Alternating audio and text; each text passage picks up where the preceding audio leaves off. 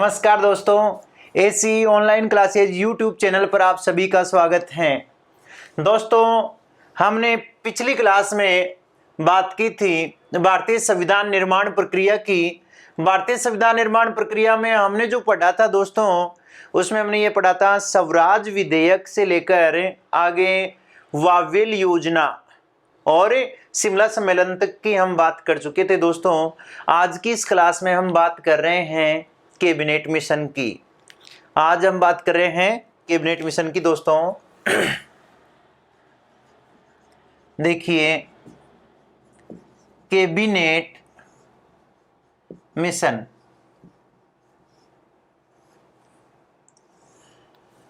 दोस्तों, इसके बारे में कुछ फैक्ट हैं, वो हमें याद रखना है। सबसे पहले हम याद रखेंगे दोस्तों, ये कब भारत पहुंचा। तो देखिए, 23 मार्च को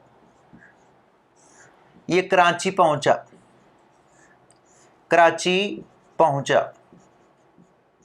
फिर हम बात करें 24 मार्च को दिल्ली पहुंचा।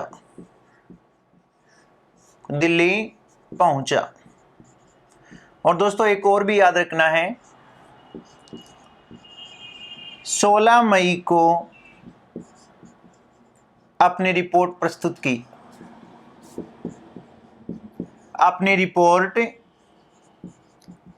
की। यह ध्यान रखना दोस्तों। अब इसके अलावा हमें और बात करें तो देखिए,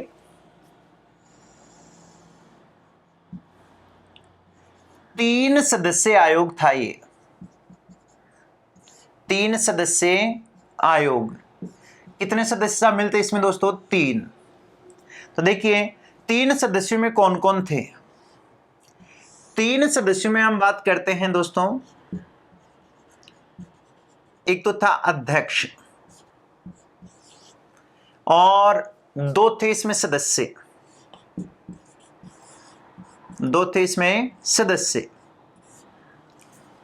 अब देखिए, अध्यक्ष कौन था दोस्तों? अध्यक्ष था दोस्तों पैथिक लॉरेंस।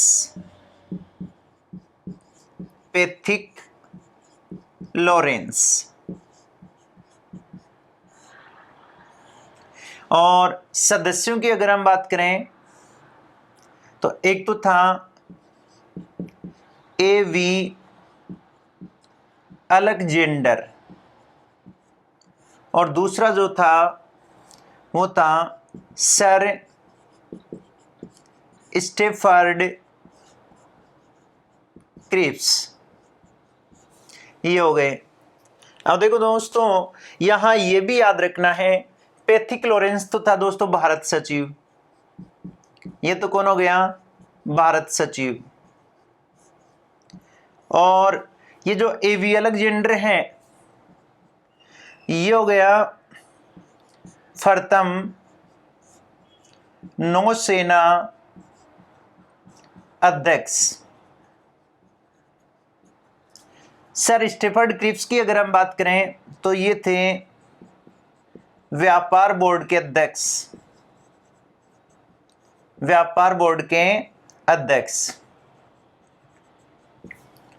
दोस्तों, साधारणतया हमें याद रखना है कि कैबिनेट मिशन एक 3 सदस्यीय आयोग था। इसमें एक अध्यक्ष और 2 सदस्य थे। अध्यक्ष था पैथिक लॉरेंस और सदस्य थे एवी अलेक्जेंडर और sir Stafford Cripps. Sir Stafford Cripps जो थे वो व्यापार बोर्ड के क्या थे? अध्यक्ष थे। एवी अलेक्जेंडर कौन था? प्रथम नौसेना अध्यक्ष था। और साथ ही ये भी याद रखना है कि अध्यक्ष कौन था? पैथिक लॉरेंस था। अध्यक्ष कौन था? Pethick Lawrence.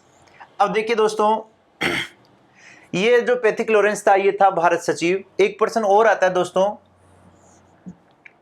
चौथे सदस्य के रूप में किसे शामिल किया गया? चौथे सदस्य के रूप में शामिल, तो चौथे सदस्य के रूप में शामिल जो भारत का गवर्नर जनरल वाइसराय था दोस्तों, उसे शामिल किया गया। तो लॉर्ड वावेल। चौथे सदस्य के रूप में किसे शामिल किया गया है? लॉर्ड वावेल को चौथे सदस्य के रूप में शामिल किया गया है। दोस्तों एक और याद रख लें, यहां कई बार यहां से प्रश्न आ जाता है। देखिए कैबिनेट मिशन जो है इससे संविधान सभा बनी, संविधान सभा, और ये जो संविधान सभा है इससे भारतीय संविधान का निर्माण हुआ। भारतीय संविधान। देखिए दोस्तों हमसे प्रश्न पूछे कि संविधान सभा का गठन किया गया, तो संविधान सभा का गठन कैबिनेट मिशन के द्वारा किया गया। फिर हम बात करें दोस्तों कि भारतीय संविधान का निर्माण किसने किया, तो भारतीय संविधान का निर्माण किया है किसने? संविधान सभा ने। अब देखिए दोस्तों हम बात कर रहे हैं कि 16 मई को कैबिनेट मिशन ने अपनी रिपोर्ट प्रस्तुत की है, उसकी हम बात करते हैं। तो स्क्रीनशॉट ले लें इसका, लेना चाहें तो। इसके बाद में देखिए दोस्तों 16 मई 1946 को कैबिनेट मिशन ने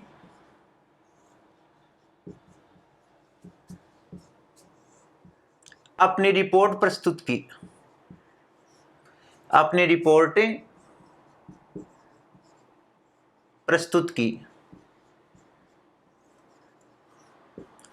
दोस्तों कैबिनेट मिशन ने कहा कि आपके यहां संविधान सभा का निर्माण कर दिया जाएगा, और इस संविधान सभा में सदस्यों की जो कुल संख्या होगी वो 389 होगी। तो इस रिपोर्ट के अनुसार संविधान सभा में सदस्य संख्या, ठीक है, संविधान सभा में सदस्य संख्या कितनी निर्धारित की इन्होंने? 389। कितने सदस्य होंगे? 389, जिनमें इन्होंने कहा कि ब्रिटिश प्रांतों से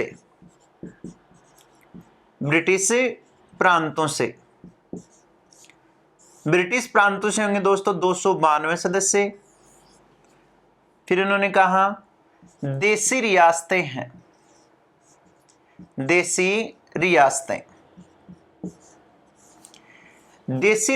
हैं,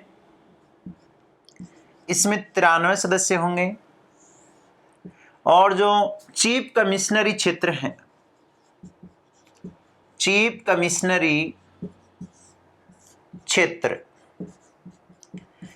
कमिश्नरी क्षेत्रों में दोस्तों होंगे 4। ये 4 चीफ कमिश्नरी क्षेत्र भी दोस्तों हमें याद रखने हैं। तो देखिए 4 चीफ कमिश्नरी क्षेत्र कौन से हैं?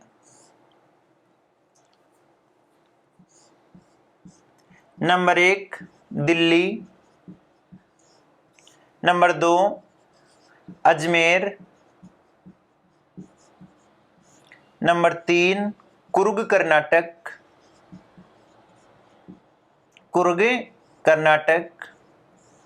और नंबर 4 बलूचिस्तान।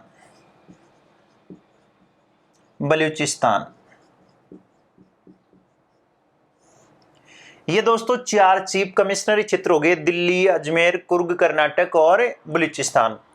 अब दोस्तों ये जो हैं 292 ब्रिटिश प्रांतों के सदस्यों को 3 श्रेणियों में विभाजित किया, अर्थात इन सीटों को 3 भागों में बांट दिया। कि इनमें इन्होंने कहा कि जनरल जो हैं उनके 210 सदस्य होंगे। जनरल की सीटें कितनी होंगी? 210।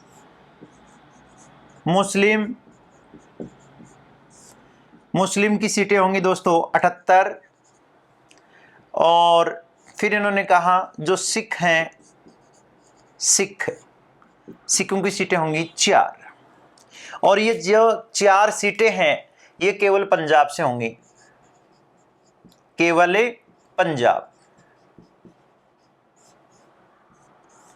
दोस्तों याद रखना है ब्रिटिश प्रांतों के जो सदस्य हैं या जो सीटें हैं 292, इनको 3 श्रेणियों में विभाजित किया गया। जनरल, जनरल के लिए 210, अर्थात जनरल में चाहे कोई भी धर्म हो, समुदाय हो, किसी भी वर्ग के लोग हों वो अप्लाई कर सकते हैं। तो 210 तो होंगी जनरल के लिए, 78 सीटें मुस्लिम लीग के लिए आरक्षित हैं, और सिखों के लिए कितनी सीटें हैं? 4, जो केवल पंजाब वाला इलाका है उससे 4 सीटें निर्धारित की गई। ये बात हो गई ब्रिटिश प्रांतों की।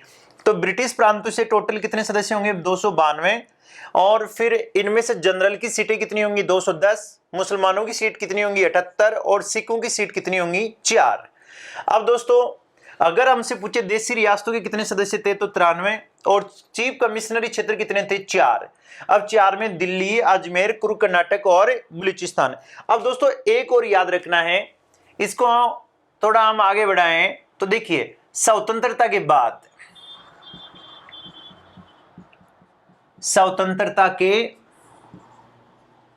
बाद संविधान सभा में सदस्य संख्या, ये याद रखना है, संविधान सभा में सदस्य संख्या, संविधान सभा में सदस्य संख्या दोस्तों 299 हो गई। कितनी हो गई? 299, क्योंकि जैसे ही हम आजाद हुए दोस्तों, तो कुछ जो हमारे प्रांत हैं वो कहां चले गए? पाकिस्तान चले गए। रियासतें कहां चली गई? पाकिस्तान चली गई। तो 299 में किस प्रकार से रहे देखिए।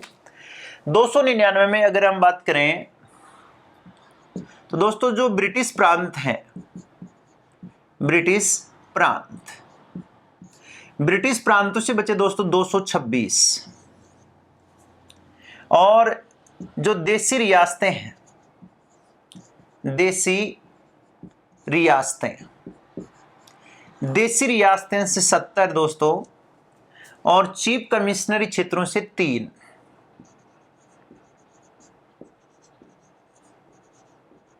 चीफ कमिश्नरी क्षेत्रों से कितने हो गए?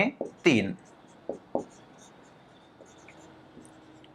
इस प्रकार से, क्योंकि 3 है, एक ये जो बलूचिस्तान है ये कहां चला गया दोस्तों? पाकिस्तान में। तो हमें याद रखना है कि जब संविधान, जो कैबिनेट मिशन ने कहा कि आपके यहाँ संविधान सभा का निर्माण कर दिया जाएगा, और संविधान सभा में कुल सदस्यों की संख्या कितनी होगी? 389 होंगी। 389 में से उन्होंने विभाजन भी कर दिया कि किस प्रकार से होंगी दोस्तों।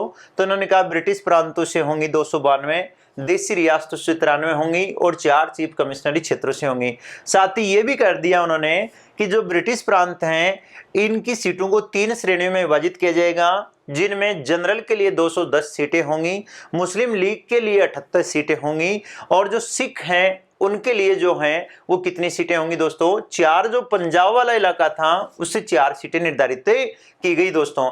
अब साथ ही हमने ये भी कर लिया कि जैसे ही हम आजाद हुए तो संविधान सभा में सदस्यों की संख्या परिवर्तित हुई, तो हम इससे बात पहुंचे कि स्वतंत्रता के बाद संविधान सभा में सदस्यों की संख्या कितनी थी? तो दोस्तों हम कहेंगे 299 थी। फिर 299 थी तो उनमें किस प्रकार से थे दोस्तों? तो ब्रिटिश प्रांत जो थे उनसे 226 थी, देशी रियासतों से दोस्तों 70 थी, और 3 चीफ कमिश्नरी क्षेत्रों से हो गई। अब इसके बाद में दोस्तों अगर हम बात करते हैं, कैबिनेट मिशन ने और एक बात और भी कही कि 10 लाख की जनसंख्या पर एक प्रतिनिधि होगा। कितनी जनसंख्या पर? 10 लाख की जनसंख्या पर एक प्रतिनिधि होगा। कितनी जनसंख्या पर? 10 लाख की जनसंख्या पर एक प्रतिनिधि होगा, यह भी कैबिनेट मिशन ने कहा। तो कैबिनेट मिशन ने कहा कि आपके यहां संविधान सभा का निर्माण कर दिया जाएगा, 10 लाख की जनसंख्या पर एक प्रतिनिधि होगा, और संविधान सभा में सदस्यों की कुल संख्या 389 होंगी। यह बात किसने कही? कैबिनेट मिशन ने। अब कैबिनेट मिशन ने इनकी चुनाव प्रक्रिया के बारे में भी बताया दोस्तों। तो देखिए अब हम बात करते हैं इसकी चुनाव प्रक्रिया की। स्क्रीनशॉट ले लें।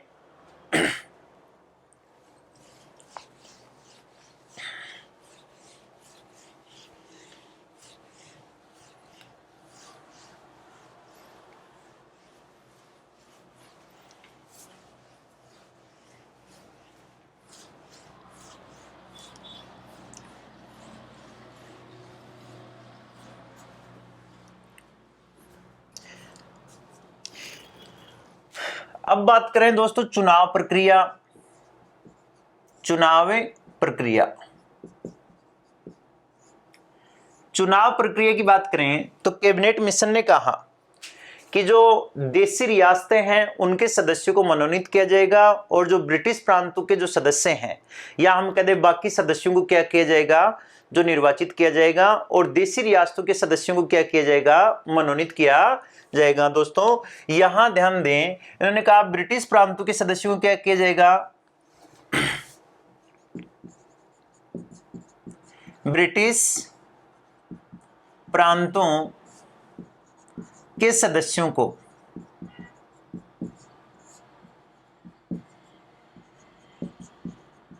निर्वाचित किया जाएगा, निर्वाचित किया जाएगा, और देशी रियासतों के सदस्यों को मनोनीत किया जाएगा, देशी रियासतों के सदस्यों को मनोनीत किया जाएगा, मनोनीत किया जाएगा, देशी रियासतों के सदस्यों को मनोनीत किया जाएगा, और ब्रिटिश प्रांतों के सदस्यों को निर्वाचित किया जाएगा। अब देखिए दोस्तों, ये अगर हम बात करें निर्वाचित किया जाएगा, तो यहां जो चुनाव होगा दोस्तों वो होगा अप्रत्यक्ष चुनाव। कैसा होगा इनका, अप्रत्यक्ष चुनाव होगा, अप्रत्यक्ष। अब देखिए दोस्तों, अप्रत्यक्ष में अगर हम बात करें तो ये किनके द्वारा चुने जाएंगे, तो दोस्तों ये जो हैं प्रांतीय विधानसभाओं, प्रांतीय विधानसभाओं के सदस्यों द्वारा, के सदस्यों द्वारा, प्रांतीय विधानसभाओं के सदस्यों द्वारा इनका चुनाव होगा, और वो चुनाव कैसा होगा, अप्रत्यक्ष होगा। दोस्तों ध्यान रखना है। फिर अगर हम बात करें विधि किस पर, कौन सी विधि का प्रयोग किया जाएगा, तो हम कह सकते हैं एकल संक्रमणीय न्यूनाधिक मत प्रणाली के द्वारा, मत प्रणाली के द्वारा। दोस्तों ये जो एकल संक्रमणीय न्यूनाधिक मत प्रणाली है, इसके द्वारा वर्तमान में भारतीय जो राष्ट्रपति हैं, हमारे राष्ट्रपति का चुनाव भी एकल संक्रमणीय न्यूनाधिक मत प्रणाली के द्वारा संपन्न होता है। दोस्तों साथ ही हमें यह भी याद रखना है कि ब्रिटिश प्रांतों के सदस्यों को तो क्या किया जाएगा, निर्वाचित, और देशी रियासतों के सदस्यों को क्या किया जाएगा, मनोनीत। अब दोस्तों ये तो थी इनकी चुनाव प्रक्रिया। अब कह रहे हैं कि चुनाव कब संपन्न हुए, तो देखिए दोस्तों चुनाव जो है 296 सीटों पर हुए, 296 सीटों पर कब हुए दोस्तों, तो चुनाव हो गए दोस्तों 296 सीटों पर जुलाई अगस्त में, जुलाई अगस्त में। दोस्तों संविधान सभा के लिए चुनाव जुलाई अगस्त में किए गए। ये जो चुनाव हैं, इन चुनावों में प्रांतीय विधानसभाओं के जो सदस्य हैं वो भाग लेंगे, और अप्रत्यक्ष चुनाव के माध्यम से प्रांतीय प्रतिनिधियों का चुनाव करेंगे जो संविधान सभा में जाएंगे। दोस्तों अब चुनाव कितनी सीटों पर हुए, 296 सीटों पर। कब हुए, जुलाई और अगस्त में, जुलाई अगस्त में। अब देखिए दोस्तों इसका जो परिणाम है, अगर हम उसकी बात करें तो परिणाम क्या रहा,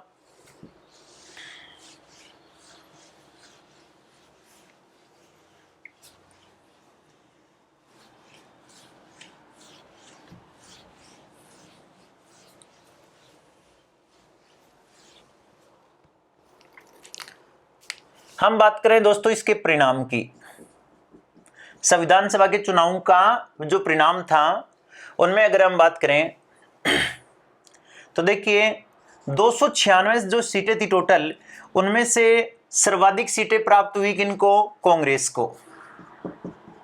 तो कांग्रेस को कितनी सीटें मिली, 208, 208।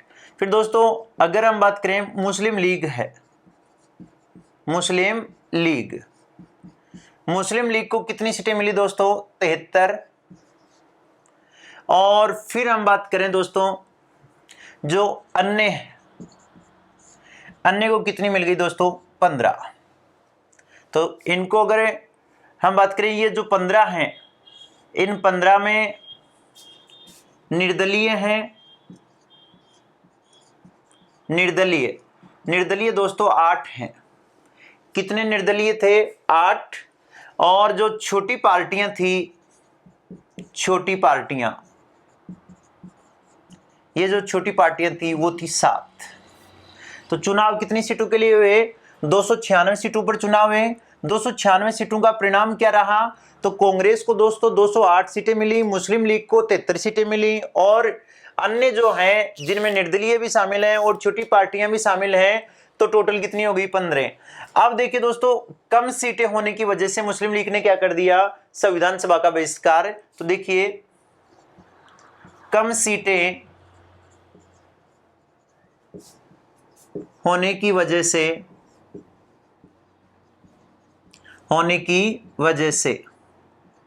मुस्लिम लीग ने संविधान सभा का बहिष्कार किया। संविधान सभा का बहिष्कार किया। कम सीटें होने की वजह से मुस्लिम लीग ने क्या कर दिया है? संविधान सभा का बहिष्कार कर दिया है। तो दोस्तों, ये थे 296 सीटों का जो परिणाम था, जिसमें कांग्रेस को 208 सीटें मिली हैं, मुस्लिम लीग को 73 सीटें मिली हैं, और जो है अन्य जो हैं जिनमें निर्दलीय भी शामिल हैं या अन्य छोटी पार्टियां हैं, वो टोटल मिलाकर कितने हो जाते हैं? 15। मुस्लिम लीग को 73 सीटें मिली। दोस्तों, हम ये कह सकते हैं मुस्लिम लीग के लिए जो आरक्षित सीटें थी वो थी दोस्तों 78, और 78 सीटों में से मुस्लिम लीग को कितनी सीटें मिली? 73। अब 73 सीटें मिलने की वजह से उनको यूं लगा कि हमारे तो यहाँ पर ही हार निश्चित है, तो वो यहाँ से क्या हो गए? अलग हो गए। दोस्तों, इनकी मांग थी अलग पाकिस्तान की, और वो अलग पाकिस्तान बनाने की कोशिश कर रहे हैं कि हमारा अलग संविधान होगा, हमारा अलग देश होगा, हमारा अलग प्रतिनिधित्व होगा। अब इसके बाद में दोस्तों हम बात करते हैं आगे।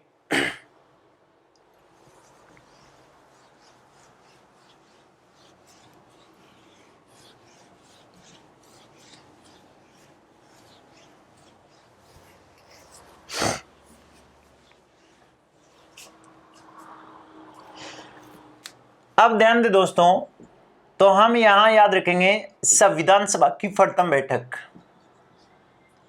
संविधान सभा की प्रथम बैठक, संविधान सभा की प्रथम बैठक। इस संविधान सभा की प्रथम बैठक का समय है दोस्तों 9 दिसंबर 1946। स्थान है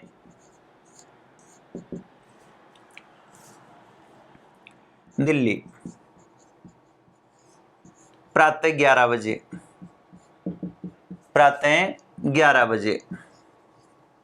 फिर दोस्तों ये भी याद रखना है कितने सदस्यों ने भाग लिया? तो सदस्य 207। 207। दोस्तों, लक्ष्मीकांत जो भारतीय राज्य व्यवस्था की जो पुस्तक है, भारतीय राज्य व्यवस्था पर लक्ष्मीकांत के द्वारा लिखी हुई पुस्तक है, उसमें 211 सदस्य बताए गए हैं, जबकि संविधान की जो पांडुलिपि हैं उसमें 207 सदस्य हैं, उनके हस्ताक्षर हैं। अब 207 में अगर हम बात करें तो दोस्तों इनमें महिलाओं की संख्या कितनी है? महिलाएं थी दोस्तों 10। कितनी महिलाएं हैं? 10। अब साथ ही हम बात करें राजस्थान से मनोनीत सदस्य कौन है? इनमें मनोनीत सदस्य, तो राजस्थान से मनोनीत सदस्य हैं मुकुट बिहारी लाल भार्गव, बिहारी लाल भार्गव, मुकुट बिहारी लाल भार्गव। तो संविधान सभा में राजस्थान से मनोनीत सदस्य कौन था? मुकुट बिहारी लाल भार्गव, अजमेर मेरवाड़ा से, अजमेर मेरवाड़ा। इसके बाद में दोस्तों हम यहां बात करें इस संविधान सभा की प्रथम बैठक में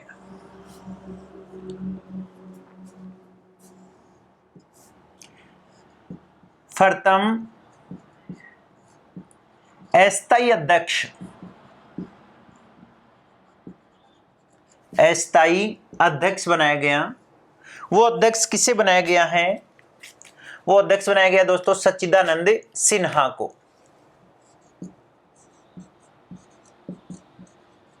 सच्चिदानंद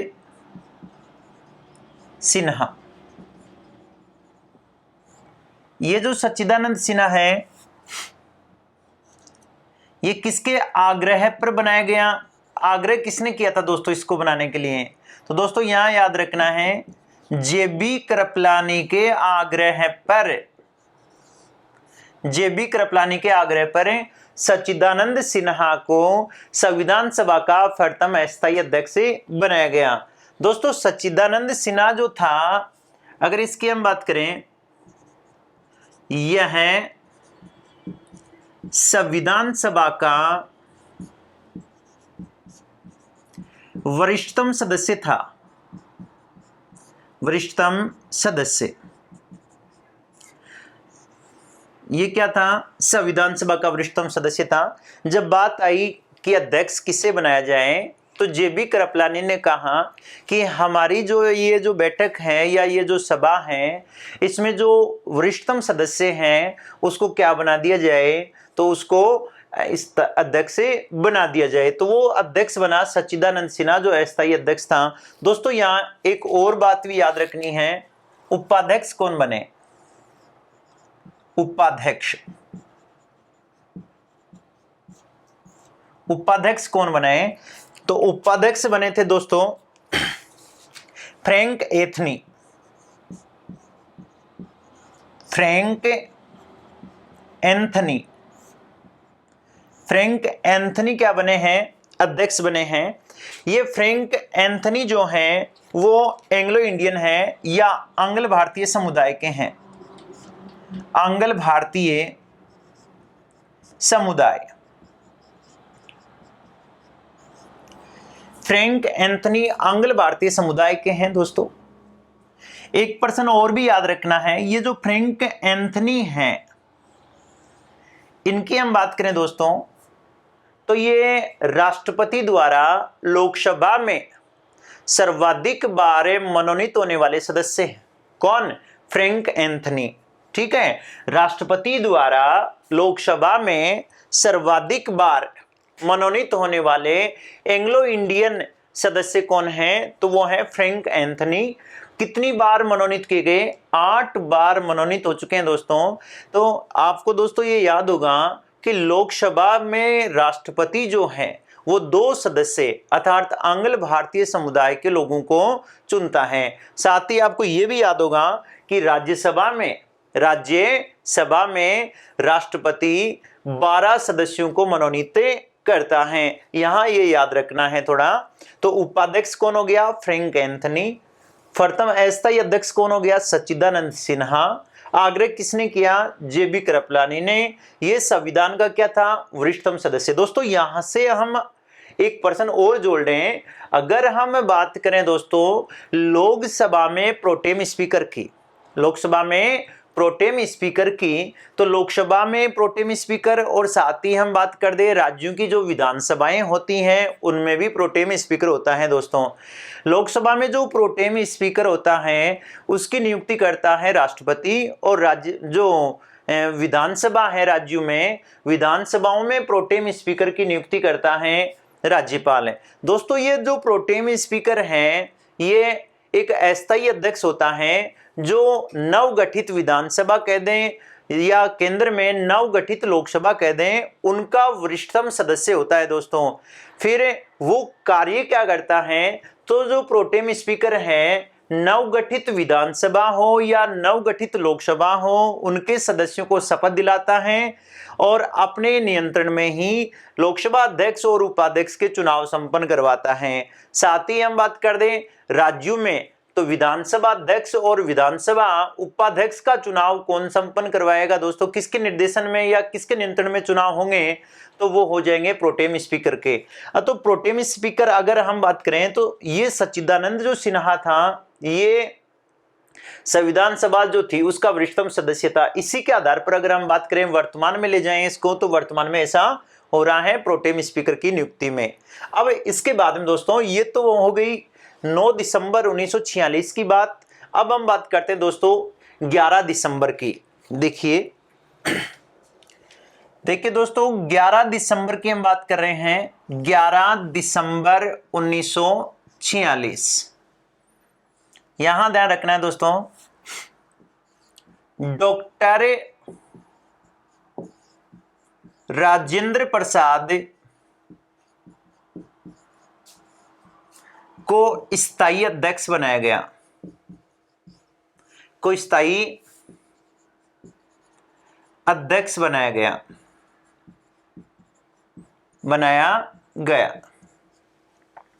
तो संविधान सभा का स्थायी अध्यक्ष कौन बना है? डॉक्टर राजेंद्र प्रसाद संविधान सभा के स्थायी अध्यक्ष बने हैं दोस्तों। अब संविधान सभा में जो अन्य पदाधिकारी हैं, अगर उनकी हम बात करें, अन्य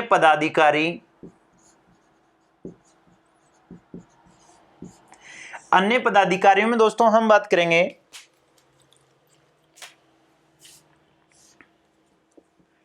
सबसे पहले उपाध्यक्ष की। उपाध्यक्ष, तो उपाध्यक्ष इसमें दो थे, एक था H.C. मुखर्जी और एक थे V.T. Krishnamachari.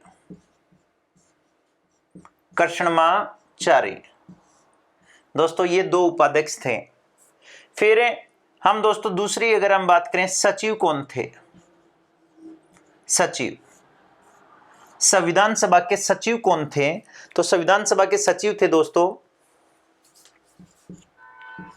H.V.R. Iyengar. H.V.R. Iyengar संविधान सभा के क्या थे? सचिव। दोस्तों हमसे पूछे सचिव किन्हें बनाया गया, तो H.V.R. अयंगर को सचिव बनाया गया। तो दोस्तों एक प्रश्न और बनता है, जो संविधान सभा की मुहर है, मुहर पर चिन्ह किसका अंकित किया गया? तो हाथी का। मुहर पर किसका चिन्ह अंकित किया गया? हाथी का। तो जो संविधान सभा के लिए जिस मुहर का प्रयोग किया गया, उस मुहर पर किसका प्रतीक बनाया गया? हाथी का। दोस्तों हाथी की तुलना वर्तमान से आप कीजिए। हाथी वर्तमान में भारत का विरासत पशु है दोस्तों। और भारत में हाथी गांव के नाम से प्रसिद्ध है दोस्तों आमेर जयपुर, जिसे हाथी गांव के नाम से जानते हैं। साथ ही आगे हम बात करें दोस्तों, अगर हमसे ये पूछ लें, अगला प्रश्न अगर हमसे ये पूछ लें कि संविधान सभा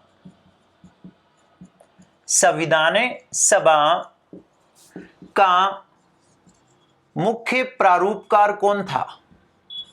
मुख्य प्रारूपकार, संविधान सभा का मुख्य प्रारूपकार कौन था दोस्तों? तो हम बताएंगे L.N.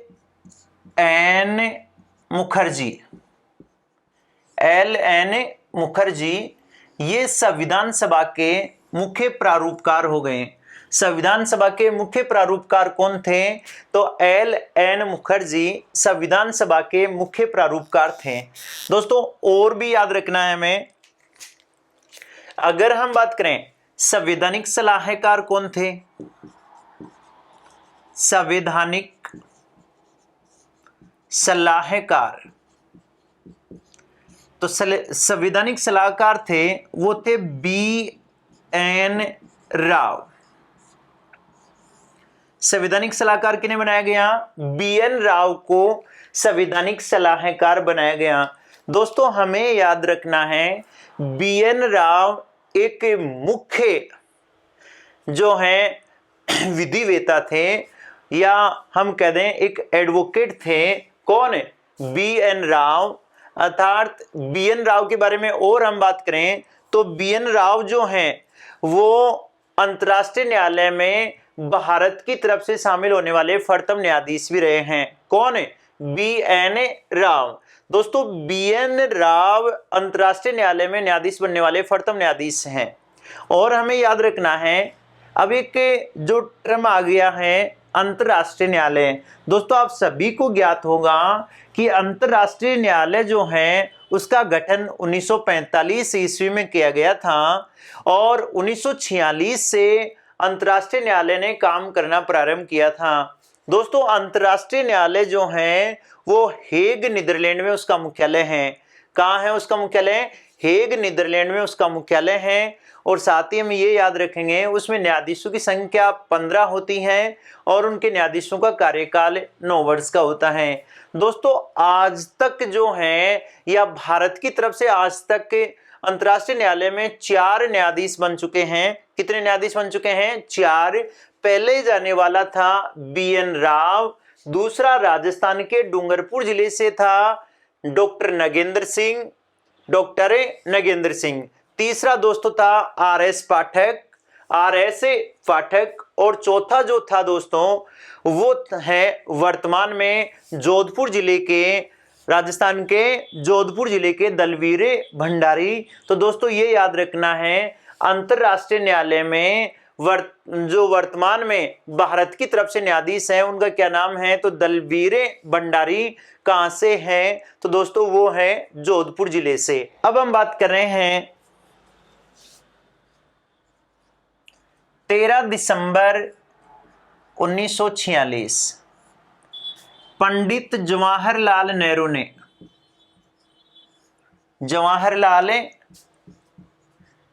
ने उद्देश्य प्रस्ताव रखे।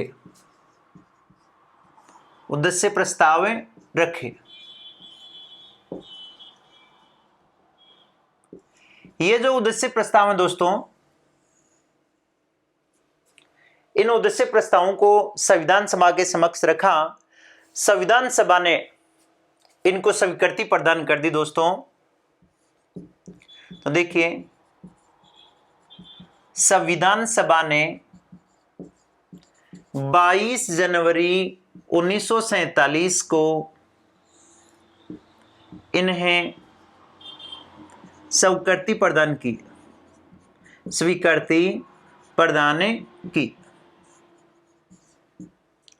दोस्तों ये जो उद्देश्य प्रस्ताव हैं पंडित जवाहरलाल नेहरू के, ये उद्देश्य प्रस्ताव आगे चलकर भारतीय संविधान की प्रस्तावना बनेंगी, क्योंकि भारतीय संविधान की जो प्रस्तावना है वो किनसे प्रभावित है? इन्हीं उद्देश्य प्रस्तावों से प्रभावित है दोस्तों। तो 13 दिसंबर 1946 को पंडित जवाहरलाल नेहरू ने उद्देश्य प्रस्ताव रखे, जिन्हें संविधान सभा ने 22 जनवरी 1947 को स्वीकृति प्रदान कर दी। दोस्तों इसके बाद में दोस्तों क्या होता है कि संविधान निर्माण के लिए अनेक समितियां गठित की जाती हैं। अब अगला जो दोस्तों वीडियो होगा हमारा, उसमें हम बात करेंगे भारतीय संविधान से संबंधित समितियां, उनके अध्यक्ष और साथ ही ये बात करेंगे भारतीय संविधान सभा की कितनी बैठकें हुई, भारतीय संविधान सभा जो है उसने किस प्रकार से हमारे राष्ट्रीय ध्वज को अपनाया, कब अपनाया, राष्ट्रगीत कौन सा है, राष्ट्रगान कौन सा है। साथ ही हम ये बात करेंगे भारतीय संविधान कब बनकर तैयार हुआ और कब लागू हुआ, ये हम बात करेंगे दोस्तों अगली जो क्लास होगी उसमें। आज के लिए इतना ही दोस्तों, धन्यवाद।